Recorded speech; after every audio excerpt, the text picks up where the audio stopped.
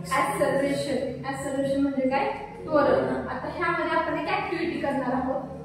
Bat आहे, ball आहे. Ball काय करणार आहे मी ह्या बॅट वरती सोडून देणार आहे. ह्यामध्ये व्हेलॉसिटी चेंज होते कशी ते तुम्हीच मला आता सांगायचं.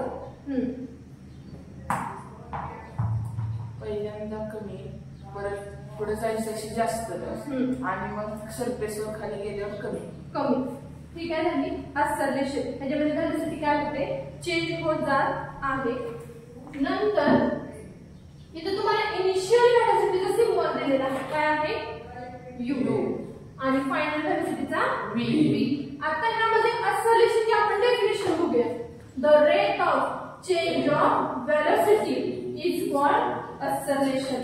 काय की ह्यामध्ये चेंज काय होते? तुमची व्हेलॉसिटी होते. इथे कशी आहे? कमी.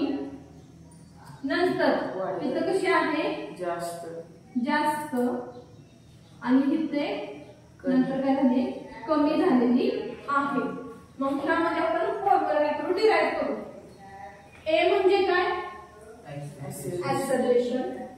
ह्यामध्ये फायनल व्हेलॉसिटी त्याचा सिम्बॉल आहे v मायनस इनिशियल व्हेलॉसिटी त्याचा सिम्बॉल आहे u. म्हणजे फायनल व्हेलॉसिटी जो जास्त वेग असणार आहे, अंतिम वेग, तो आपण काय करणार आहे? सुरुवातीच्या वेगातून काय करणार आहोत? वजा. ठीक आहे, मायनस. आणि विथ रिस्पेक्ट टू काय आहे? तो टाइम आहे. ही पूर्ण ऍक्टिव्हिटी करून येण्यासाठी टाइम आहे का नाही? ह्याला इथं फॉर्म्युला काय आला?